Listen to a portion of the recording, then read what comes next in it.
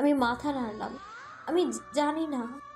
রঙ্গন দুপা এগিয়ে আমার কাছে এসে দাঁড়ালো, কোমল গলায় বলল, কি হয়েছে? মাশরাফি কি আবার বিরক্ত করছে তোকে? আমি ওর দিকে তাকিয়ে বললাম, না, এইসব সমস্যা না। তাহলে? তোর খালা আমাদের খোঁজ পেয়ে গিয়েছে। রঙ্গনের চোখ ছোট ছোট হলো, বুঝতে পারতেই তার চোখ বড় হলো, চমকে উঠে বিমূর কণ্ঠে জানতে চাইলো। মনো খালা? আমি মাথা নেড়ে তাকিয়ে আছি রঙ্গনের দিকে। তখনই ওর ফোনটা বেজে উঠলো। সে ফোন কেটে দিয়ে আমার দিকে তাকালো। আমাকে যেতে হবে দুপুর। মনো খালাকে বলিস আমি দেখা করতে আসবো। অনেক কথা বলার ছিল কিন্তু সুযোগ পেলাম না। রঙ্গন চলে গেল। আমিও চেম্বারে ফিরে এলাম। আমাকে দেখে জান্নাত যেন জান ফিরে পেল। ম্যাম, রোগীরা অস্থির হয়ে গেছে। আমি রুমে বসছি, 5 মিনিট পরে রোগী পাঠাও। একের পর এক রোগী দেখে যাচ্ছি। মাঝে দুবার উঠে হসপিটালে রাউন্ড দিয়ে এসছি। বিকেলে 1 ঘন্টার ব্রেক নিলাম। আজ আর কোনো ওটি নেই বলে এই সময়টা পেলাম আমি। ক্যান্টিনে এসে একটা স্যান্ডউইচ আর কফি নিয়ে এক কোনায় বসলাম। ক্যান্টিনের এই অংশটা ডক্টরদের জন্য সংরক্ষিত বলে হইচই কম। আমি খেতে খেতে মোবাইল স্ক্রল করছি।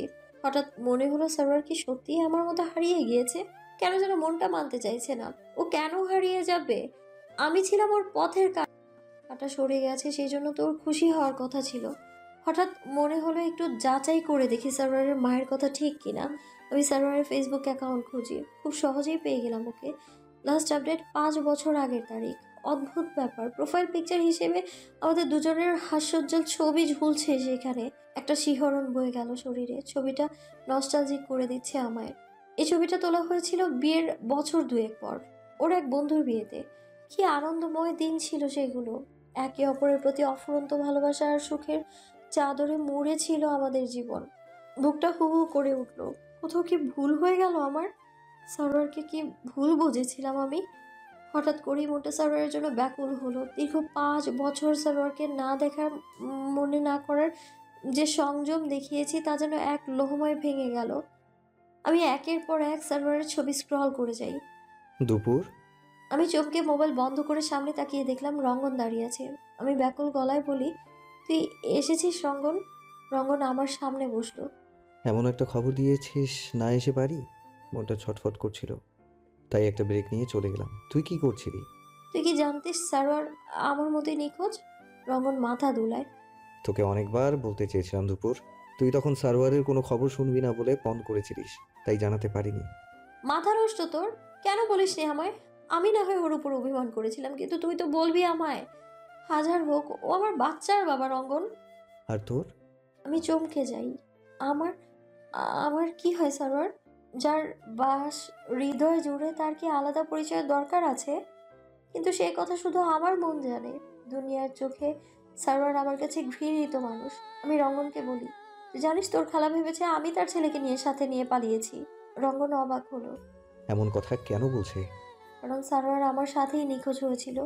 রঙ্গন বিস্ময় নিয়ে বলল, এটা কিভাবে সম্ভব দুপুর? সারোয়ার কেন সেদিনই নিখোঁজ হবে? এটা কি ইচ্ছাকৃত? আমি বিরক্ত হয়ে বলি, তা আমি কিভাবে বলবো রঙ্গন? আমি তো সব ছেড়ে ছুড়ে চলে এসেছিলাম। সারোয়ার কেন ঘর ছাড়বে সেটাই মাথায় আসছে না আমার। তুই কবে জেনেছিস ওর ঘটনাটা? তুই চিটাগাং আসার 6 মাস পরে। আমি তখন লন্ডনে ছিলাম, মনে আছে? মনে আছে, খুব মনে আছে। সেই দিনগুলো ভোলার কোনো উপায় নেই। আজীবন মনে থাকবে। ভাবনার ব্যাপার হলো, সার্ভারের ফেসবুক অ্যাকাউন্টে কোনো আপডেট নেই। সেই 5 বছর আগে যে আপডেট ছিল আর কি। রঙ্গনের ফোনটা বেজে যাচ্ছে। ও বিরক্ত হয়ে ফোন কাটলো। তুই এরই মধ্যে চেক করে ফেলেছিস? আচ্ছা শুন, আমি যাচ্ছি, পরে কথা হবে। আমি ফিরে এসে চেম্বার শুরু করি। বাসায় ফিরতে ফিরতে রাত। উনি দেখলাম শুয়ে গেছে। মনে মনে স্বস্তি পেলাম। এই মানুষটার মুখোমুখি হতে ভালো লাগে না একদমই। শাওয়ার নিয়ে আরাম করে খেতে বসে চমকে গেলাম। ভাজা ভাজা করে মুরগি আর কাটা ছাড়া ইলিশ মাছের দো পেঁয়াজা। এই রান্নাটা উনি চমৎকার রাঁধতেন। স্যার খুব পছন্দ করতো এই রান্নাটা। একাই 2-3 পিস মাছ খেয়ে নিত। আমাকে কতবার বলেছে মায়ের হাতের এই রান্নাটা শিখে নাও, আমাকে মাঝে মাঝে করে খাওয়াবে। আমি বলতাম, তা কেন? মা আছে তো, মাই করবে। মায়ের হাতের স্বাদ কি স্বাদের সাথে কি কোনো কিছুর তুলনা হয়? সেসব মনে করে আজ খেতে বসে চোখ ভিজে উঠছে আমার। অনেক দিন পরে পুরো 1 প্লেট ভাত খেলাম তৃপ্তি নিয়ে। বেডরুমে ফিরে এসে মেয়েকে জড়িয়ে ধরে অনেকগুলো আদর দিলাম। ওর মুখের দিকে তাকিয়ে রইলাম অনেকটা সময়। মেয়েটা বড় হচ্ছে। ইদানিং খুব বাবাকে খোঁজে সে। সামনে স্কুলে দেবো, তখন কি করবে ভেবে মাঝে মাঝেই চিত্ত চঞ্চল হয়ে যায় আমার। আচ্ছা, তিতুনের খবর জানলে কি সারোয়ার পাল্টে যেত? কিন্তু জানবে কি করে? আমি নিজেই তো জানতাম না তিতুনের খবর। পালিয়ে আসার মাস দুয়েক পরে টের পেলাম আমার ভেতরে আরেকজনের বাস। খবরটা জানার পরে সারোয়ারের কাছে ছুটে যেতে মন চেয়েছে, কিন্তু পর মুহূর্তে তীব্র অভিমান আর আত্মসম্মান ঘিরে ধরেছে আমায়। একদিন ভালোবেসে সবার অমতে যার হাত ধরেছিলাম, সে আমাকে পেছনে ফেলে সামনে এগিয়ে যাবে, এটা কি মেনে নেওয়া সম্ভব কখনো? আজও ভাবলে অবাক হয়ে যাই, সারোয়ার কেন এমন করেছিল আমার সাথে? ও কি আদৌ কখনো ভালোবেসেছিল আমায়? রঙ্গন এলো শুক্রবার সন্ধ্যায়। তিতুনের জন্য এক গাদা খেলনা কিনে নিয়ে এসছে। তিতুন ভীষণ খুশি হয়, ছুটে রঙ্গনের কোলে উঠে এসে তাও তিতুনকে ভুলে গেছে? রঙ্গন ওকে কোলে তুলে নিল। তিতুন তো এখানে থাকে সব সময়, তিতুনকে কি ভোলা যায়? রঙ্গন বুকের উপর ইশারা করতেই মেয়ে হেসে কুটি কুটি। রঙ্গন কিছুক্ষণ চেয়ে থেকে তিতুনকে বুকে জড়িয়ে ধরে। চাচু তিতুনকে অনেক মিস করেছে। তিতুন রঙ্গনের বুকের সাথে মিশে থাকে। আমিও তাতুকে মিস করছি। তারপর হইচই চললো কিছুক্ষণ। তিতুনের কাছে এলে রঙ্গন একদম বাচ্চাদের মতো হয়ে যায়। দুই বাচ্চা মিলে তখন পুরো ঘর দাপিয়ে বেড়ায়। ওদের হুটোপুটিতে কান পাতা দায় হয়ে যায় তখন। আমার অবশ্য খুব ভালোই লাগে ওদের দেখতে।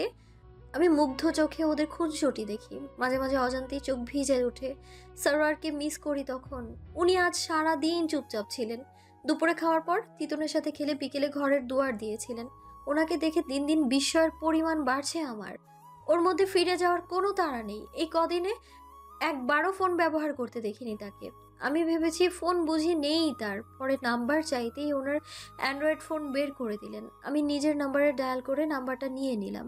জানতে চেয়েছিলাম এসেছেন কয়েকদিন হয়ে গিয়েছে, কেউ খোঁজ নিচ্ছে না কেন। উনি জবাব দেয়নি। এখন ওদের আওয়াজ পেয়ে উকি দিলেন উনি। রঙ্গনকে দেখে তার চেহারা গম্ভীর হলো। ড্রয়িং রুমে এসে দাঁড়িয়ে রঙ্গনকে ডাকলো। রঙ্গন, তুই? রঙ্গন ওনার দিকে তাকিয়ে হাসলো। মনু খালা কেমন আছো?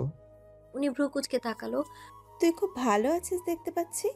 রঙ্গন তিতুনের কানে কানে কিছু বলতেই তিতুন খেলনা নিয়ে ভেতরে চলে গেল। তিতুন চলে যাওয়ার পর রঙ্গন ওনার দিকে তাকিয়ে বলল, কেন? আমার ভালো থাকা বারণ বুঝি?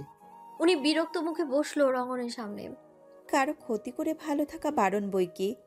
রঙ্গন হতবাক। কার ক্ষতি করলাম আমি? তোমাদের জীবন থেকে দূরে সরে গেছি সেই কবে, তবুও এমন অভিযোগ? অথচ এই অভিযোগ আমার করার কথা ছিল। উনি নির্বিকার থেকে বলল, তোর কি ক্ষতি করেছি আমরা? সারা জীবন তোকে আর তোর মাকে নিঃস্বার্থভাবে সাহায্য করে গেছি, তার বিনিময়ে তুই? রঙ্গনের মুখের ভাব পরিবর্তন হলো দ্রুত। ব্যাস মনু খালা, আর বলো না। এইসব বলে আর কতদিন ব্ল্যাকমেল করবে আমাকে? তোমাদের সাহায্যের ঋণ শোধ করেছি নিজের জীবনের উপর দিয়ে, তবুও মন ভরেনি। তোমাদের জীবন থেকে চলে এসেছি আজ 9 বছর, এখনো এসব বলছো কি করে? উনি হিসিয়ে তেড়ে আসলো। বলবো, 100 বার বলবো। তুই সারোয়ারের জীবন বিষিয়ে দিসনি। দুপুরকে সারোয়ার বিয়ে করেছিল বলে তুই মনে মনে সারোয়ারের উপর ক্ষেপে থাকিসনি। রঙ্গন একবার আমায় দেখে নিল তাকিয়ে। তাকে হতবিহ্বল লাগে। সে রাগান্বিত হয়ে বলল, কি বলছো এসব উল্টাপাল্টা? আমি কবে সারোয়ারের উপর খেপেছি? মনোয়ারা বেগম আরো বেশি উত্তেজিত হয়ে বলল, তুই সারোয়ারকে বলিসনি দুপুরকে বিয়ে না করতে? বলিসনি সারোয়ার দুপুরকে ডিজার্ভ করে না? আমি অবাক হয়ে দুজনের বাক্যলাপ শুনছি। নিজে কিছু বলবো সেই কথা মাথায় আসছে না আমার। রঙ্গনকে অসহায় দেখালো। সেসব কত আগের কথা খালা, এত বছর পর সেসব কথা উঠছে কেন? উনি যেন হিংস্র বাঘেরই ন্যায় ছটফট করছে। রঙ্গনের দিকে তাকিয়ে থেকে বলল, কেন উঠবে না? সারোয়ার তোর জন্য নিচ থেকে হারিয়ে গেছে। আমার ছেলেকে হারিয়ে ফেলেছি আমি তোর জন্য। আশ্চর্য, আমি কি করেছি যেখানে ওর সাথে কোনো যোগাযোগ নেই আমার? সব তুই করেছিস আমি জানি। তুই চাসনি সারোয়ারের সাথে দুপুরের বিয়ে হোক। এখন প্রতিশোধ হিসাবে ওদের দুজনকে আলাদা করেছিস। রঙ্গন হতাশ হয়ে অসহায় চাহনি নিয়ে বলল, আর এসব আমি কেন করব? কারণ তুই ওকে ভালোবাসতি, ওকে নিজের করে পেতে চেয়েছিস তুই। আমি চমকে উঠে রঙ্গনকে দেখলাম। ওর চেহারা ফ্যাকাশে রক্ত শূন্য, ভীষণ বিব্রত দৃষ্টিতে আমায় দেখলো বার কয়েক। তারপর ওনার দিকে তাকিয়ে কঠিন গলায় জবাব দিল, তুমি কিভাবে জানো? তোমাকে বলেছি কখনো? দুপুরকে জিজ্ঞেস করো তো, আজ পর্যন্ত ওকে এমন কিছু বুঝিয়েছি কিনা? না জেনে কাউকে ব্লেম দেয়া ঠিক না খালা। উনি একটু না দমে পাল্টা জবাব দিল, ওকে কি জিজ্ঞেস করব? ওর মতন বোকামের কাছে কিছু জানতে চাওয়া বোকামি। যে মেয়ে নিজের স্বামীর মন বোঝে না, সে আর যাই হোক চালাক তো না, তোর মনের অভিসন্ধি সে বুঝবে কি করে? রঙ্গন চেঁচিয়ে উঠল। ব্যাস খালা, আর বলো না। তুমি এমনভাবে বলছো যেন আমি মানুষ করেছি। আর দুপুর বোকা বলেই তো তোমরা ওকে ঠকিয়েছো। তোমার ছেলে ওকে বাদ দিয়ে জীবন গোছাতে চেয়েছিল, সেই কষ্টে ও পালিয়ে এসে অপরাধ করেছে। আর নিজেদের সাধু প্রমাণ করতে এখন আমার উপর দোষ চাপাচ্ছ? How ridiculous. উনি কিছু না বলে অগ্নিদৃষ্টিতে রঙ্গনকে ধ্বংস করে দিতে চাইছেন। রঙ্গন বলল, আর আমি যদি দুপুরকে ভালোবেসেও থাকি তাতে তোমার কি ক্ষতি হচ্ছে? বরং তোমার ছেলের বদলে দুপুর আমার সাথে থাকলে এত কষ্ট পেতে হতো না ওকে। নিজের পরিচিত গণ্ডি ফেলে পালিয়ে এত দূর আসতে হতো না। এবার আমার মনে হলো দুজনকে থামানো দরকার। নিজেকে গিল্টি মনে হচ্ছে, আমার কারণে ওরা ঝগড়া করছে। নিজেকে খুব খারাপ মানুষ মনে হচ্ছে আমার। রঙ্গন প্লিজ স্টপ। রঙ্গন রেগে গেল। কেন? আমি কেন থামবো দুপুর? আমাকে না বলে ওনাকে বল। কিভাবে আমাকে অপমান করছে দেখছিস তো? উনি অবাক হয়ে বলতেই রঙ্গন খেকিয়ে উঠল। সত্য? তাহলে আমি কি মন খুলে সত্যটা বলবো? তোমার কারণে আমার মা মারা গেছে। মায়ের শোকে বাবাকে হারিয়েছি। আমাদের সাজানো গোছানো সংসার জীবন থেকে হারিয়ে গেছে। মা বাবা হারিয়ে আমি আর ত্রপা হলাম বিভাগী। আর সেই তুমি কিনা আমায় দোষী বানাতে চাইছো। রঙ্গন মুখের উপর হাত ছাড়লো। কি করেছো সেটা তুমি খুব ভালো মতোই জানো। আমার মুখ থেকে শুনতে চাচ্ছ কেন? আর নিজের ছেলেকে তো সামলে রাখতে পারোনি। সবসময় পরের জিনিস কেড়ে নেওয়ার স্বভাব বানিয়েছো। তারপর সেটা পাওয়া হয়ে গেলে ছুঁড়ে ফেলে দিয়ে নতুন জিনিস খুঁজবে। তুমি চেয়েছিলে সারোয়ার দুপুরকে বিয়ে না করুক, কিন্তু যখন দেখলে সারোয়ার জেদ করছে তখন বাধ্য হয়ে মেনে নিলে। কিন্তু মনে মনে ভাবলে এই জেদও পাওয়া হয়ে গেলে নিশ্চয়ই দুপুরকে ছুঁড়ে ফেলবে। হয়েছিলও তাই। তবে তোমার ভাবনার থেকে খানিকটা সরে গেছিল সারোয়ার। তুমি ভেবেছিলে রেবাতে আটকে যাবে সারোয়ার, কিন্তু সারোয়ার সে পথে না হেঁটে উল্টো পথে হেঁটেছিল। নিজের অফিসের পিএস এর সাথে সম্পর্ক শুরু করেছিল। বিয়ে পর্যন্ত করার প্ল্যান ছিল ওদের। সেই দুঃখে দুপুর ওকে ছেড়ে এলো। এখন এত দূর এসেও মেয়েটা শান্তি পাচ্ছে না। ওকে হ্যারাস করতে তুমি চলে এসেছো। রঙ্গন থেমে দম নিল। তুমি সবসময় স্বার্থপর থেকে গেলা খালা। অল্প বয়সে স্বামী হারিয়েছিলে বলে মা বাবা সবসময় তোমাকে আগলে রাখতে চেয়েছে। আমার আর ত্রপার চাইতে সারোয়ার সোমা সাথীকে গুরুত্ব দিয়েছে। আর তুমি মা বাবার এই ভালোবাসার অপব্যবহার করেছো। উনি চেঁচিয়ে উঠলেন। সব তোর বাবা মা করেছে, আমি তোর জন্য কিচ্ছু করিনি। তোর ডাক্তারি পড়ার খরচ বেয়ার করিনি আমি? ত্রপার বিয়েতে খরচ করিনি? রঙ্গন হেসে দিল। খালুজানের ব্যবসার হালু বাবা ধরেছিল। নিজের চাকরির পাশাপাশি বিনা স্বার্থে খালুর ব্যবসায় খেটেছে বাবা। তারপর ধীরে ধীরে তোমাকে সেই ব্যবসা বুঝিয়েছে। এক সময় যোগ্য হয়ে ব্যবসার হাল ধরেছো। তুমি মনে হয় এসব কথা ভুলে গেছো খালা। ভুলে গেছো সেই সময় বাবা মা তোমার পাশে না দাঁড়ালে সারোয়ারের ফুপু আর চাচা মিলে সেই ব্যবসা দখল করে নিত। এত কিছুর পরেও তুমি আমাদের টানাটানি সংসারের মাঝে টাকা দিয়ে সাহায্য করতে। তার বিনিময়ে কি কি করিয়ে নিতে মনে আছে খালা? সবচেয়ে ভালো খাবার, ভালো খেলনা, ভালো পোশাক সব তোমার সারোয়ারের জন্য। তারপর যা বাঁচতো তা আমাকে নিতে হতো। সারাটা জীবনে এই তো করেছো। কতবার কেঁদেছি আমি। মা সান্ত্বনা দিয়েছে, থাক বাবা তুই মেনে নে, ওর বাবা নেই, ওকে কষ্ট দিস না, আল্লাহ তোকে দেবেন। আমি মেনে নিয়েছি, কিন্তু মেনে নেওয়ার এত বড় শাস্তি পেতে হবে তা জানতাম না। আজ তুমি আমাদের পেছনে অর্থ ব্যয়ের কথা বলে বাবা মায়ের সব ঋণ তুচ্ছ করে দিলে। নিজেকে এতটা নিচে নামালে যে তোমাকে খালা বলে সম্বোধন করতে ইচ্ছে করছে না। মায়ের পরে নাকি খালার স্থান, তুমি সেই স্থানের অপমান করলে। রঙ্গনের কথা শুনতে শুনতে ওনার চোখ ভিজে উঠেছে। ঠোঁট দুটো চেপে ধরেছে বারে বারে। কাপা কাপা ভেজা কণ্ঠে বললেন, এভাবে বলতে পারলি রঙ্গন? তোদের কি একটুও ভালোবাসিনি আমি? বাবা হারা সারোয়ারের প্রতি আমি দুর্বল ছিলাম, তাই বলে এতটা খারাপ কি করেছি? আমার সারোয়ার কি ভাই হিসাবে তোকে ভালোবাসা দেখায়নি? আমরা তোদের এতটা অপছন্দের ছিলাম?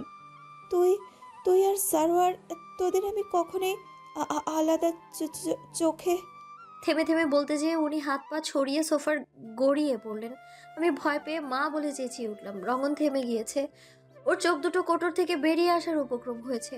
আমি ছুটে গিয়ে ওনার পালস চেক করলাম। পালস ড্রপ করেছে। রঙ্গন এগিয়ে এসেছে। ওকে হতবিহ্বল দেখায়। ও ওনার চোখ দেখলো। খোলাটের চোখে রেসপন্স নেই। আমি দ্রুত ওনার গায়ের কাপড় হালকা করে দিলাম। কয়েকবার ডাকলাম, তবুও সাড়া নেই। রঙ্গন ওনার পা দুটো সামান্য উঁচু করে দিল। আমি বুকে সিআরপি দিলাম। ক্ষীণ গতিতে শ্বাস নিচ্ছে। হুট করেই নাক দিয়ে কিছু তরল রক্ত বেরিয়ে দেখে আমি চিন্তিত হয়ে রঙ্গনের দিকে তাকালাম। কি করবি? অ্যাম্বুলেন্স ডাকছি। তিতুনকে মোমেনা খালার কাছে রেখে আমরা দুজনেই হসপিটালে ছুটে এসেছি। রঙন তার খালাকে নিয়ে ছুটোছুটি করছে। আইসিইউতে ঢুকিয়ে প্রাথমিক চিকিৎসা নিশ্চিত করে বেরিয়ে এলো রঙ্গন। আমি বাইরে দাঁড়িয়ে আছি। রঙ্গনের চেহারা গম্ভীর। আমায় বলল, চল ক্যান্টিনে যাই। আমি মাথা দুলিয়ে ওর পিছু নিলাম। 2 কাপ কফি নিয়ে আমরা কোনার দিকে টেবিলে এসে বসলাম। রঙনের চেহারায় চিন্তার ছাপ। আমি চুপচাপ কফিতে চুমুক দিচ্ছি। রঙন হঠাৎ নীরবতা ভাঙলো। আধ ঘন্টা পর ব্লাড টেস্টের রিপোর্টগুলো পাওয়া যাবে। তবু আমি ডাক্তার মঈনকে খবর দিয়েছি। আমি চমকে উঠলাম। ডাক্তার মঈন, তুই কি অনুমান করছিস? Brain stroke? ও, সামথিং মোর সিভিয়ার মনে হচ্ছে, পুরনো কেস। তুই খেয়াল করিসনি খালা? অনেক শুকিয়ে গেছে। আমি চুপ করে রইলাম। সত্যি বলতে ওনাকে সেভাবে খেয়াল করিনি। স্বাভাবিক রাগ থেকেই দেখিনি আমি ওনাকে। তবে কয়েকদিন থেকে আমার সাথে খুব কম কথা বলছিলেন। আমি যখন বাসায় ফিরি উনি ঘুমিয়ে যান। সকালে যখন বেরিয়ে আসি তখনও ঘুমিয়ে থাকেন। আজকে সকালে অবশ্য ঘুম থেকে উঠেছিলেন, খেয়ে আবার ঘুমিয়েছেন। তবে এই মুহূর্তে ওনার থেকে রঙ্গনের ভাবনা বেশি ঘুরছে আমার মাথায়। আমি হঠাৎ ডাকলাম, রঙ্গন, তুই কি আমার সত্যি? কথা শেষ করতে বাঁধো বাঁধো ঠেকলো আমার। রঙ্গন কিছুক্ষণ আমার দিকে তাকিয়ে দেখলো, ঠোঁট টেনে হাসার চেষ্টা করলো। তোকে মেডিকেলের প্রথম দিন থেকে ভালোবাসি দুপুর। জেনে গেছিস যখন লুকাছুপা করে লাভ দিই। আমি বিস্মিত হয়ে বলি, কখনো বলিসনি কেন? রঙ্গন অসহায় হাসলো। বলার সুযোগ কোথায় পেলাম? তার আগেই তুই হাইজ্যাক হয়ে গেলি। আমি মন খারাপ করে বলি, তুই আগে বলে দিলেই তো হাইজ্যাক হতাম না। রঙ্গন উদাস হলো। সারোয়ারের কাছে বারবার হেরে যেতে হয়েছে আমাকে। তোর বেলায় লড়াই করতে চেয়েছিলাম, মা শর্ত দিয়েছিল, তুই যদি মনে মনে আমাকে পছন্দ করে থাকিস তাহলে তো সারোয়ারকে ফিরিয়ে দিবি। কিন্তু তুই যদি সারোয়ারের প্রস্তাবে রাজি হয়ে যাস তাহলে আমি আমার মনের কথা কোনোদিনও জানাবো না তোকে। খুব আশা ছিল তুই হয়তো সারোয়ারকে ফিরিয়ে দিবি, কিন্তু তুই আমাকে ভুল প্রমাণ করে দিয়েছিলিস। আমি তোর কারণে হেরে গেছিলাম দুপুর। কেন আমার ভালোবাসা দেখতে পাসনি তুই? কেন তোর এত কাছে থেকেও শেষমেশ দূরে সরে আসতে হলো আমাকে? কোন এক রৌদ্রোজ্জ্বল দিনে রঙ্গনের সাথে আমার পরিচয় হয়েছিল। আমার এখনো স্পষ্ট মনে আছে সেই দিনের। বৃহস্পতিবার ছিল সেই দিন। নভেম্বর মাঝামাঝি সময়ে ক্লাস শুরু হলো। প্রকৃতি কেবলই ঠান্ডা হতে শুরু করেছিল। চমৎকার আবহাওয়া। আমাদের মোটামুটি মধ্যবিত্ত পরিবারের মধ্যে আমি কেবল ডাক্তারি পড়ার সুযোগ পেয়েছিলাম বলে বাবা মা ভাই বোন সকলেই ভীষণ খুশি। খুশি ছিলাম আমিও। প্রথম দিন বাবা নিজেই আমাকে মেডিকেল গেটে ছাড়তে এলো। নির্দিষ্ট রুমে যেয়ে বসলাম। সহপাঠীদের সাথে হাই হ্যালো বলতে বলতে ক্লাসের সময় হয়ে গেল। ক্লাস শুরুর আগে হন্তদন্ত হয়ে রুমে ঢোকেন। রঙ্গন বসেছিল আমার পাশে। একটা কলম হবে? এই বাক্য দিয়ে আলাপ শুরু হয়েছিল আমাদের মধ্যে। সেই আলাপ 2 বছরে তুই তোকারিতে পড়ালো। দুজন মোটামুটি একই রকম পরিবার থেকে এসেছি বলেই হয়তো তার সাথে দ্রুত বন্ধুত্ব হলো আমার। আর রঙ্গন বেশ ঠান্ডা ধাঁচের ছেলে। পারফেক্ট হাইট, মায়া কারা চেহারা আর স্বভাবের নরম। রঙ্গন যে কোনো মেয়ের কাছেই আরাধ্য লাগবে। কিন্তু রঙ্গন খুব রিজার্ভ পার্সোনালিটি। খুব অল্প সংখ্যক মানুষের সাথে মেশে। একমাত্র আমিই ছিলাম ওর সার্বক্ষণিক সাথী। 2 বছর আমরা এমনভাবে একসাথে থেকেছি যে স্যার ম্যাডামরা আমাদের নাম দিয়েছিল মানিক জোর। রঙ্গন দুর্দান্ত রেজাল্ট করতো আর আমি টেনে টুনে পাস। তবু আমাদের বন্ডিং এর চির ধরেনি। 3য় বর্ষে ওঠার পর হুট করেই একদিন রঙ্গন ওর খালাতো ভাই সারোয়ারকে নিয়ে এলো আমার সাথে আলাপ করিয়ে দিতে। সারোয়ার তখন বিশ্ববিদ্যালয় অনার্স ফাইনাল ইয়ার। সারোয়ার স্বভাবে রঙ্গনের একদম বিপরীত। রঙ্গন গম্ভীর, সারোয়ার রসালো ব্যক্তিত্বের অধিকারী। অল্প সময়ের মধ্যে আসর জমিয়ে ফেলতে পারে। ওর ধারালো সৌন্দর্য আর আমেজি ব্যক্তিত্বে আমি আকর্ষিত হলাম দ্রুত। সারোয়ার প্রায় মেডিকেলে আসতো। ক্লাস শেষ করে বেরোলেই দেখতাম সে দাঁড়িয়ে আছে। আমাকে দেখে মিষ্টি করে হেসে বলতো, একটু হাঁটতে যাবে আমার সাথে? দুপুরের সময় দুপুরের সাথে পথ চলা, কি দারুণ না ব্যাপারটা? আমি হেসে দিতাম। হাঁটতে হাঁটতে সারোয়ার এরকম আরো অসংখ্য মজার কথা বলতো যা শুনে না হেসে পারা যেত না। রঙ্গন এমনিতেই গম্ভীর থাকতো, সারোয়ারকে দেখে আরো গম্ভীর হয়ে যেত। আমি অবশ্য ওসব খেয়াল করতাম না। অত সময় কোথায় আমার? আমি তো তখন সারোয়ারে বুঁদ হয়ে আছি। ক্লাস শেষ হওয়ার জন্য অধীর আগ্রহে অপেক্ষা করে থাকি। জানি ক্লাস শেষ হইলেই সারোয়ারকে দেখতে পাবো। পরিচয়ের মাস 3 পর সারোয়ার আনুষ্ঠানিকভাবে আমাকে প্রেমের প্রস্তাব দেয়। ততদিনে সারোয়ারে মুগ্ধ আমার মন। প্রস্তাব পাওয়া মাত্রই রাজি হয়ে গেলাম আমি। পরের 1 বছর স্বপ্নের মতো গিয়েছে। তখন রঙ্গনকে দেখার সময় ছিল না আমার। খেয়াল করিনি রঙ্গনের চেহারা থেকে হাসি পুরোপুরি মুছে গিয়েছে। ওর চেহারা শুকিয়ে গেছে, চোখের নিচে কালি জমেছে। ও রাত দিন এক করে কেবল পড়ে আর আমি ক্লাস ফাঁকি দেই, লেকচার নোট করি না। রঙ্গনের কাছে চাইতেই গম্ভীর মুখ করে সেগুলো দিয়ে দেয়। কোনো বাড়তি কথা বলে না। অনার্স শেষ হতেই সারোয়ার বিয়ের প্রস্তাব দিল। আমি তখন 4র্থ বর্ষ ফাইনাল। আমি বাসায় জানাতেই বাবা বেঁকে বসলেন। তার এক কথা, ছেলে কিছু করে না, নিজের কোনো পরিচয় নেই। আমরা মধ্যবিত্ত শিক্ষিত পরিবার, আর ওরা উচ্চবিত্ত বলা যায়। ঢাকায় নিজেদের বাড়ি গাড়ি, আমাদের সাথে ম্যাচ হবে না ওদের। আমি সারোয়ারকে জানালাম। সারোয়ার একদিন নিজে বাসায় গেল বাবার সাথে কথা বলতে। ওদের নিজেদের ব্যবসা, সারোয়ার সেখানেই বসবে, এসব বুঝিয়েও বাবাকে রাজি করানো গেল না। বাবা আমাকে বোঝালেন, ছেলে নিজে কিছু করুক, বাপের ব্যবসা তো নিজের না, ও কষ্ট করতে জানে না, তোর ডাক্তারি পেশা ও মেনে নেবে না, তখন অশান্তি হবে। এত পড়ালেখা করে কি তুই বেকার বসে থাকবি? আমি বাবার কথা বুঝলাম না, রাগারাগি করে চলে এলাম। সবচেয়ে কষ্ট পেলাম রঙ্গনও যখন আমাকে বুঝলো না। পুরো ঘটনা শুনে ও গম্ভীর হয়ে গিয়েছিল। আঙ্কেল ভুল কিছু বলেননি দুপুর। সারোয়ার আমার ভাই হলেও আমি আঙ্কেলের কথার সাথে একমত। সারোয়ারের নিজের মধ্যে কিছু করার তাড়না কম, তোকে বুঝবে না ও। আমি দুঃখী মুখ করে বলি, তুইও এমন করে বলছিস? আমার সুখটা তোদের কাছে মেটার করে না, তাই না? সারোয়ার ঠিকই বলে, কারো ভালো কেউ দেখতে পারে না। তুই সারোয়ারকে হিংসা করিস, এটা এতদিনে সারোয়ার বলেও আমি বিশ্বাস করিনি, কিন্তু আজ করতে হলো। রঙ্গন স্থিমিত হয়ে গেল। কষ্ট পেয়ে ওর চেহারা নীল, সে অবাক হয়ে বলল, আমি সারোয়ারকে হিংসে করি আর তোকেও কি হিংসে করি? আমি ঠোঁট উল্টে বলেছিলাম, কি করিস তা জানি না, তবে আমার সুখে থাকাটা সহ্য হচ্ছে না তোর, এইটুকু বুঝতে পারছি। রঙ্গন অবাক নেটে অনেকটা সময় আমার দিকে তাকিয়েছিল, তারপর দুঃখ ভারাক্রান্ত গলায় বলল, খুব ভুল করছিস দুপুর, এই ভুলের জন্য একদিন পস্তাতে হবে। ভালো থাকিস। কথাগুলো বলেই রঙ্গন চলে গিয়েছিল আমার সামনে থেকে। পরের শুক্রবার সারোয়ার ওর মাকে নিয়ে এলো। বাবা রাগ করে সেই দিনই বিয়ে করানোর কথা বললেন। আমি কিছু বলার সুযোগই পেলাম না, তার আগেই সারোয়ার রাজি হয়ে গেল। শুনতে অদ্ভুত লাগলেও এটাই সত্য যে সেদিন গুটি কয়েক মানুষের উপস্থিতিতে আমাদের বিয়ে হয় এবং আমি সারোয়ারের সাথে চলে আসি ওদের বাসায়। শুরু হলো আমার অদ্ভুত বিবাহিত জীবন। অদ্ভুত কেন বলছি তা একটু পরেই বুঝতে পারবেন। আমার সহজ সরল জীবনটা কোথা থেকে কোথায় চলে গেল, যে পরিবর্তনের সেই বাঘটাই আর খুঁজে পেলাম না। কোথায় ভেবেছিলাম। মোবাইলের বিরক্তিকর আওয়াজে আমার অতীত মুহূর্তেই চোখের সামনে থেকে গায়েব হয়ে গেল। ফোনটা অনবরত বেজে চলেছে। রঙ্গন ফোন করেছে। আমি তাড়াহুড়ো করে ফোনটা তুললাম। হ্যালো রঙ্গন, মায়ের জ্ঞান ফিরেছে? না, দুপুর তুই একটু খালার লাগেজগুলো খুলে দেখ তো, কোনো ডাক্তারি ফাইল পাস কিনা। রঙ্গনের কণ্ঠে তারা। আমি উৎকণ্ঠা নিয়ে জানতে চাইলাম, এমন কেন মনে হচ্ছে তোর? টেস্ট রিপোর্ট কি খারাপ এসেছে? কি হয়েছে ওনার? রঙ্গন সে কথার ধার দিয়ে গেল না। সে পুনরায় আমাকে তাড়া দিয়ে বলল, এখন কিছু বলতে পারছি না দুপুর, তুই প্লিজ দেখ খালার ব্যাগে কোনো ফাইল আছে কিনা। খুঁজে পেলে আমাকে জানাস, কাউকে নিতে পাঠাবো। আমার জবাবের প্রত্যাশা না করেই রঙ্গন ফোন কাটলো।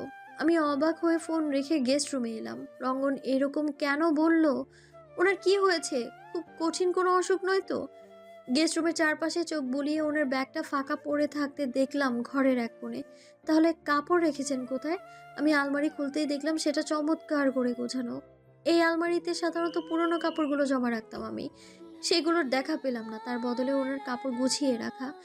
এক এক তাকে এক এক জিনিস রেখেছেন। দেখে আশ্চর্য হচ্ছি, এসব কবে আর কখন করলেন? ওনার কি এখানেই থেকে যাওয়ার প্ল্যান ছিল? সেটা কি করে সম্ভব? সবকিছু কেমন গোলমেলে লাগছে। আমি মোমেনা খালাকে ডাকলাম। কি হয়েছে খালা?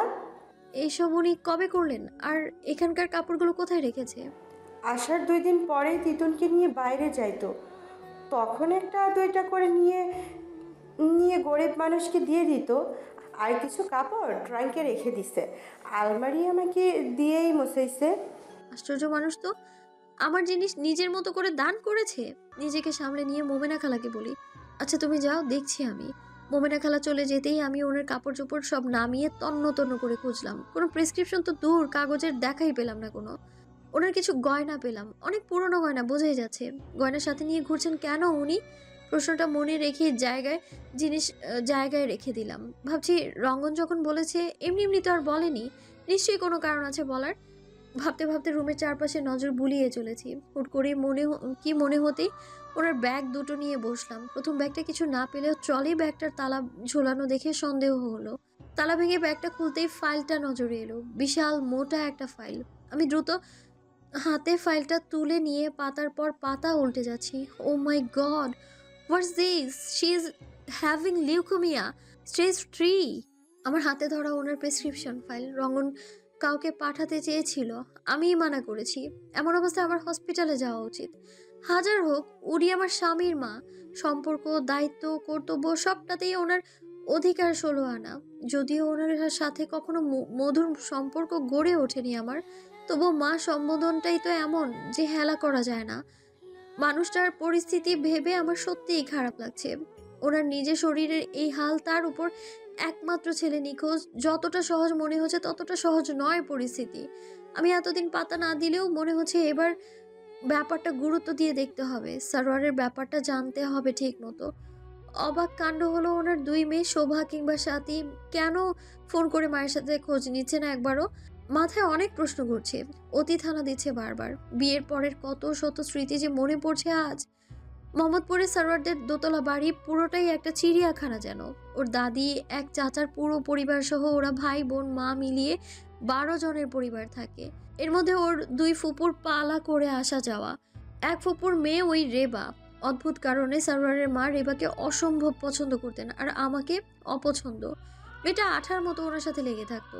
মামি মামি করে মুখে ফেনা তুলে ফেলতো। সোয়াতি আর সোমা ওর কারণে মায়ের উপর ভীষণ বিরক্ত থাকতো।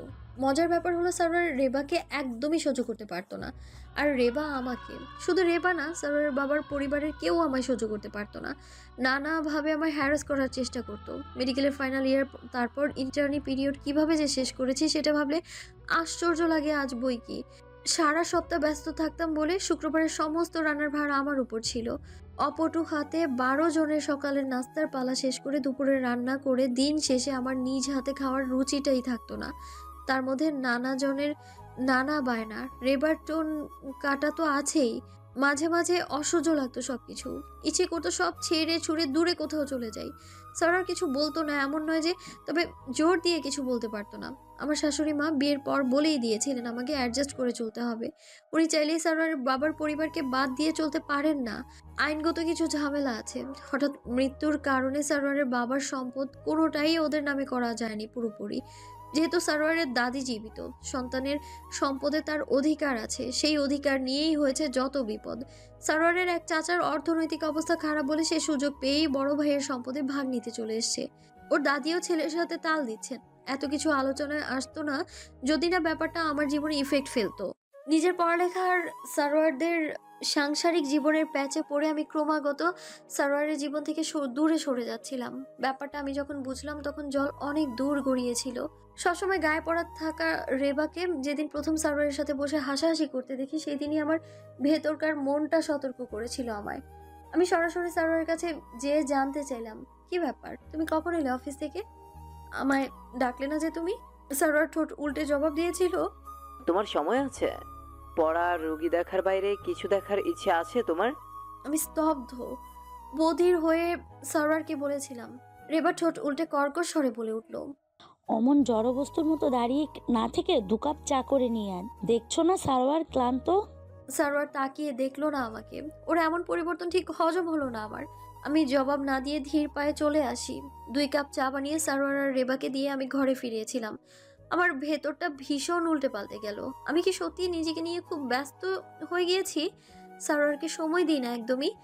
কই, ও তো কিছু বলে না কখনো। সম্পর্কে শুরুতেও কতবার করে বলেছে ডক্টরি মহান পেশা। ও খুব প্রাউড ফিল করে আমাকে নিয়ে, তাই আমার পড়ালেখা যত পারে ও হেল্প করবে। আর আজ কোথায় গেল ওর প্রাইড? বাবার বাড়ির সাথে সম্পর্কে সুতো আলগা করে এই বাড়িতে এসেছিলাম যার ভরসায় সে দূরে সরে যাচ্ছে। এটা মেনে নেই কি করে? আমি সিদ্ধান্ত নিলাম বিসিএস বাদ। সম্পর্কের চাইতে বিসিএস বড় হলো নাকি? কি হবে বিসিএস দিয়ে যদি সারোয়ার না থাকে? আমি সারাদিন একটা মেডিকেল অফিসার হিসেবে দায়িত্ব পালন করে সন্ধ্যার পর ভালো বউ হয়ে সারোয়ারকে সময় দিব বলে মনস্থির করি। কয়েকদিন পর সারোয়ার নিজ থেকেই বলল, কি ব্যাপার দুপুর, হুট করে এমন লক্ষ্মী হয়ে গেলে? বিসিএস দিবে না? আমি মাথা নাড়ি, না তোমাকে সময় দিতে পারি না, তাই পড়ালেখা বাদ। আর ভেবে দেখলাম বিসিএস হলে তোমার থেকে দূরে ঢাকার বাইরে থাকতে হবে। এমনটা কি সম্ভব হবে বলো? সারোয়ারের মুখে বিশ্বজয়ের হাসি। আমাকে জড়িয়ে ধরে চুমু দিয়ে পড়ল, উফ, কি যে বাঁচালে দুপুর। আমি সত্যি চাই না তুমি আমার থেকে দূরে সরে যাও। সন্ধ্যায় ফিরে বউকে না পেলে ভালো লাগে বলো? মা বলছিল বউ মানুষ সন্ধ্যার পর বাইরে থাকাটা খুব খারাপ। মাকে দেখেছো তো, বিকেলের মধ্যে কাজ শেষ করে বাসায় ফিরে আসে। আমি তোমাকে ভালোবাসি দুপুর, আমার থেকে দূরে যেও না প্লিজ, তাহলে কষ্ট পাবো খুব। আমি মনে মনে থমকাই। সারোয়ারের ধসে পড়া বিবেক দেখে অবাক হই আমি। ধাক্কাটা আমার জন্য বেশ জোরালো ছিল বলে আমি চুপ করে থাকি। মনে মনে সান্ত্বনা দিই সারোয়ার সত্যি ভালোবাসে আমায়, তাই এমনটা করছে। দিন ভালোই কাটতে লাগলো। কি জানেন, সবার মনের মতন চললে দিন ভালোই যাবে, শুধু এক সময় দেখবেন আপনার মনটা গিয়েছে, কোনো কাজ করতেই আর ভালো লাগবে না তখন। আমারও তেমন অবস্থা হয়েছিল। ড্রাইভার ডাকলে আমি স্মৃতির ডায়েরি বন্ধ করে গাড়ি থেকে নামলাম। 7 তলায় আইসিইউ। আমি অবশ্য গেলাম 5 তলায় রঙনের চেম্বারে। ওখানে ডাক্তার মঈনকেও বসে থাকতে দেখলাম। আমি কথা না বাড়িয়ে ফাইলটা রঙনের দিকে বাড়িয়ে দিলাম। ও দ্রুত হাতে ফাইল উল্টে দেখে ডাক্তার মঈনের দিকে বাড়িয়ে দিল। যা ভাবছিলাম মঈন ভাই। ডাক্তার মঈন ফাইল ঘেটে দেখে উঠে দাঁড়ালেন। আমি দেখেছি রঙ্গন, তুমি ভেবো না। জ্ঞান ফিরলে আবারও কয়েকটা টেস্ট করিয়ে ক্যান্সারের বর্তমান কন্ডিশন দেখাবো। টেস্ট রিপোর্টগুলো 3 মাস পুরনো। জানোই তো ক্যান্সারের ক্ষেত্রে 3 মাস অনেক সময়। রঙ্গন মাথা নাড়ল। ডাক্তার মঈন চলে যেতেই আমি রঙ্গনের সামনে বসলাম। আমি একটা জিনিস বুঝতে পারছি না রঙ্গন, এই কয়দিনে সোমা কিংবা সোয়াতি আপু কেউ ফোন করেনি ওনাকে। কি ঘটনা বলতো? রঙ্গন মাথা নাড়ল। আমি জানি না রে, খালাদের সাথে টোটালি যোগাযোগ ছিল না আমার, ইচ্ছে করেই রাখিনি। যদি কোনোভাবে তোর খোঁজ পেয়ে যাই এই ভয়। তাহলে সারোয়ারের খবর কিভাবে পেয়েছিলি? সারোয়ারের এক বন্ধুর সাথে দেখা হয়েছিল ফ্লোরিডাতে, তখন শুনেছিলাম। আমার অবশ্য বিশ্বাস হয়নি। রঙ্গনের কথায় আমার কপালে ভাঁজ পড়ে। পুরো ব্যাপারটা ধোঁয়াশা লাগছে আমার কাছে, কেমন যেন খাপ ছাড়া। যতদূর শুনেছিলাম সারোয়ার কাকন মেয়েটাকে বিয়ে করতে চাইছিল। আমি কিন্তু কখনোই কিছু বলিনি সারোয়ারকে। সারোয়ার আমায় ডিভোর্স দিতে চায় এই খবর পেয়েছিলাম আমি, তখনই নিজ থেকে সরে আসার সিদ্ধান্ত নেই। এখন আমার প্রশ্ন হলো সারোয়ার কোথায় গেল তাহলে, আর কেনই বা গেল? রঙ্গন চুপচাপ বসে থেকে ভাবলো কিছুক্ষণ। আমিও অনেকবার ভেবেছি জানিস, যতদূর শুনেছি খালা থানা পুলিশও করেছিলেন। তারপরের ঘটনা জানি না। খালা কেন তোর কাছে এসেছেন সেটা এখনো বোধগম্য না আমার। এতটুকু বুঝতে পারছি খোঁজ খবর করেই এসেছেন। তাহলে এটাও জানার কথা এখানে সারোয়ার নেই, অথচ সারোয়ারের নিখোঁজ হওয়াতে সে আমাকেই দায়ী করেছে। এমন নাটুকে পনার কারণটা কি হতে পারে? আমি চমকে উঠলাম। আসলেই তো আমাকে খুঁজে এত দূর এসছেন, এমনি এমনি তো না। তাহলে এমন ভাব কেন করলেন যে আমি সারোয়ারকে নিয়ে পালিয়ে এসেছি? আবার রঙ্গনকে বলছে সারোয়ারের নিরুদ্দেশ হওয়ার কারণ সে। আমি রঙ্গনকে বলি এমন কি হতে পারে, উনি আমাদের দুজনকে বাজিয়ে দেখছে, কিছু যাচাই করতে চাইছে। সারোয়ারের ঘটনাটা সাজানো নয় তো? রঙ্গন মাথা নাড়ল। হতে পারে। এখন এসব প্রশ্নের উত্তর আসলে খালাই দিতে পারে। তার সুস্থ হওয়ার জন্য অপেক্ষা করতে হবে। তোমাদের খুব বিপদে ফেলে দিলাম তাই না? আমি আর রঙ্গন বসে আছি ওনার সামনে। জ্ঞান ফেরার পর ওনাকে কিছুতেই হসপিটালে রাখা যায়নি, জোর করে বাসায় ফিরে এসেছে কাল। আমি কিংবা রঙ্গন আমরা দুজনেই ভীষণ ব্যস্ত মানুষ। সারাদিন রোগী হসপিটাল নিয়ে ব্যস্ত থাকতে হয়, তাই দুইজনেই চাইছিলাম ওনাকে হসপিটালে রেখে দিতে, কিন্তু উনিই রাজি হলেন না। বাধ্য হয়ে বাসায় আনতে হয়েছে। মোমেনা খালাম তিতুনকে নিয়ে ব্যস্ত থাকে বলে বাসায় একজন সার্বক্ষণিক নার্সের ব্যবস্থা করে দিয়েছে রঙ্গন। আমরা কাজের ফাঁকে ফাঁকে ওনার খোঁজ রাখছি। বিকেলে চেম্বার করার আগে দুজনেই বাসায় এসেছি। উপলক্ষ দুটো, এক ওনাকে দেখা আর 2 দুপুরের লাঞ্চ। ওনার প্রশ্ন শুনে আমি রঙ্গনের দিকে তাকালাম। রঙ্গন প্রসঙ্গ পাল্টে জানতে চাইলো, কতদিন ধরে এই রোগ টানছো খালা? উনি কিছুক্ষণ চুপ করে থেকে বলল, অনেক দিন হয়েছে। সিঙ্গাপুর গিয়ে ট্রিটমেন্ট করিয়েছিলাম, ভালোও হয়ে গিয়েছিলাম। 6 মাস আগে হুট করে আবার শরীর খারাপ লাগায় টেস্ট করালে দেখলাম রোগ আবার ফিরে এসেছে। রঙ্গন জানতে চাইলো, সোমার সাথী ফোন দেয় না তোমাকে? এখানে এসেছো বেশ কদিন, ওরা একবারও ফোন দেয়নি তোমাকে কেন? উনি কিছুক্ষণ চুপ করে থেকে ফুপিয়ে কেঁদে উঠলেন। সারোয়ার নিখোঁজ হওয়ার জন্য নাকি আমি দায়ী, তাই ওরা আমার সাথে সম্পর্ক ছেদ করেছে। 2 বোনই অস্ট্রেলিয়ায় চলে গেছে, আমার খোঁজ রাখে না ওরা। রঙ্গন কেন যেন অবাক হলো না, শান্ত চোখে তাকিয়ে ওনাকে দেখছে। উনি চোখ মুছলেন। আচ্ছা বলতো, কোনো মা কি চাইবে নিজের একমাত্র ছেলে হারিয়ে যাক? ওরা কেন এমন বলে বলতো? তুই তো জানিস রঙ্গন, সারোয়ারকে কি পরিমাণ আগলে রাখতাম আমি। আমি কেন চাইবো ছেলে হারিয়ে যাক? রঙ্গন দীর্ঘশ্বাস ফেলে বলল, তোমার অসুখের কথা ওরা জানে? উনি ঠোঁট উল্টে বললেন, জানবে না কেন, খুব জানে। রঙ্গন এবার চুপ করে গেল। উনি স্বগতোক্তি করলেন যেন। কতদিন বেঁচে আছি জানি না, শুধু চেয়েছিলাম সারোয়ারকে সুখী দেখতে, কিন্তু সেটা বুঝি আমার কপালে নেই। ছেলেকেই হারিয়ে ফেললাম। বলতে বলতে আবারও কেঁদে দিলেন উনি। দুপুরের খোঁজ পেয়ে তাই খুশি হয়েছিলাম। পরে যখন তিতুনকে দেখলাম খুশি 3 গুণ হলো।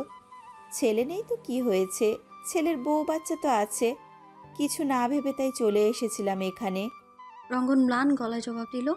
কিন্তু তোমার এভাবে বাসায় থাকা তো ঠিক হচ্ছে না খালা। হাসপাতাল থেকে ট্রিটমেন্ট করাতে হবে, না হলে কদিন পর ভীষণ কষ্টে পড়বে। অনেক কষ্ট সয়েছি রঙ্গন। কেমোথেরাপি আর রেডিওথেরাপির যন্ত্রণায় জীবন জেরবার। এখন আমি তিতুনের কাছাকাছি থাকতে চাই কেবল। ও আমার রঙ্গনের ছায়া। যে কদিন আছি এ পৃথিবীতে ওর কাছেই আমি ভালো থাকবো। যেমন তোমার ইচ্ছে। তবুও বলবো, আবেগপ্রবণ না হয়ে বাস্তবতা ভাবলে ভালো। তোমার জন্য বলছি, না হলে। তিতা, তুমি কি করছো? দেখো আমি ঘুম থেকে উঠে গেছি। তিতুর এসে ঘরে ঢুকলো। মোমেনা খালা বিব্রত হয়ে তিতুরের পিছু পিছু আসলো। খালা, ওনাকে অনেক মানা করেছি, শোনে না। আমি মোমেনা খালাকে হাত নেড়ে আশ্বস্ত করি। রঙ্গন আর আমাকে দেখে তিতুন থমকালো, অবাক হয়ে বলল, দাদু মাম্মা, তোমরা কি আবার তিতুনকে বকতো? তিতুন আবার হাসপাতালে যাবে, আমি কিন্তু তাহলে অনেক কান্না করব। তিতুনের কথায় ওনার মুখে পরিতৃপ্তির হাসি ফুটে উঠল। রঙ্গন আমায় তাকিয়ে দেখে তিতুনকে কাছে টানে। দিদুনের শরীর খারাপ, তাই চাচ্চু আর মা দিদুনকে দেখছে। মা আর চাচ্চু ডাক্তার না, দিদুন রোগী, তাই রোগী দেখছে সোনা। তিতুন রঙ্গনের গালে চুমু দিল। তুমি খুব ভালো দাদু, আমার দিদুনকে ঠিক করে দাও। আমি দিদুনের সাথে অনেক খেলা করব। ঠিক আছে মামুনি, আমি দিদুনকে ওষুধ দিয়েছি, দিদুন ভালো হয়ে যাবে। তুমি খেলো দিদুনের সাথে, আমরা হাসপাতালে যাই। টাটা মাম্মাম, টাটা চাচু। আমি আর রঙ্গন উঠে দাঁড়াই। গাড়িতে যেতে যেতে রঙ্গনকে বললাম, তুই কি একটু খোঁজ করবি? রঙ্গন অন্যমনস্ক হয়ে জবাব দিল, কিসের খোঁজ? সব কিছুর, সার্ভার, সোমা, সোয়াতি, সবার। রঙ্গন হঠাৎ আমার দিকে ফিরে বলল, দুপুর, তুই তোর বাড়ির লোকের সাথে যোগাযোগ করছিস না কেন? আমি চমকে উঠে বলি, এমন কথা কেন বলছিস রঙ্গন? তুই জানিস কেন যোগাযোগ করছি না। বিয়ের পর থেকে আমি পরিবার থেকে মোটামুটি ডিটাচড। আমার কেন যেন মনে হচ্ছে তোর ঢাকায় ফিরতে হবে। এ কথা মনে হওয়ার কারণ?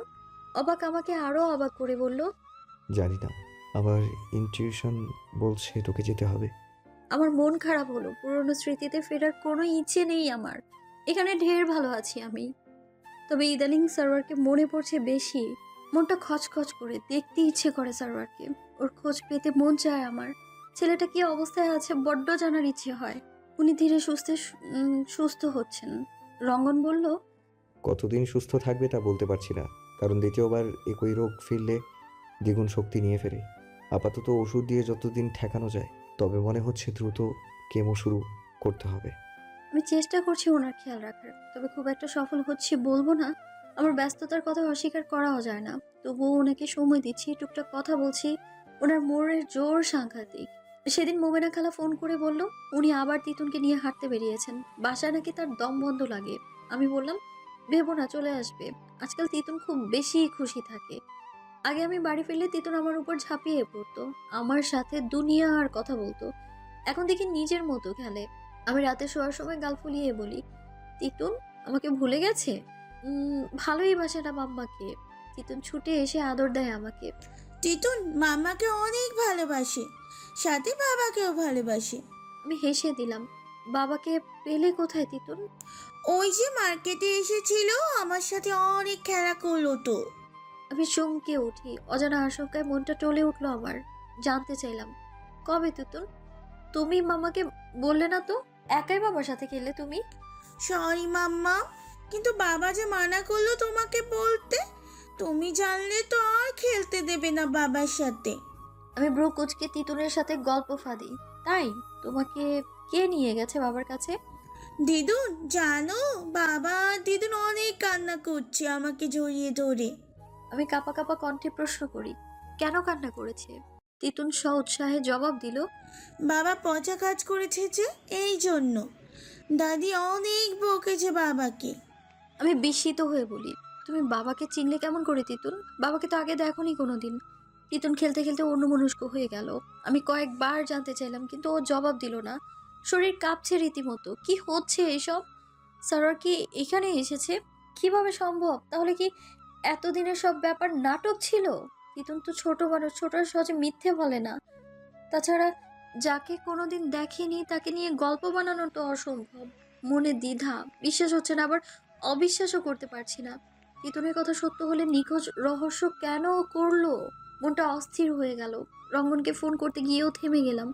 মনে হলো সত্যটা আগে জানতে হবে আমার, তারপর রঙ্গনকে জানাবো।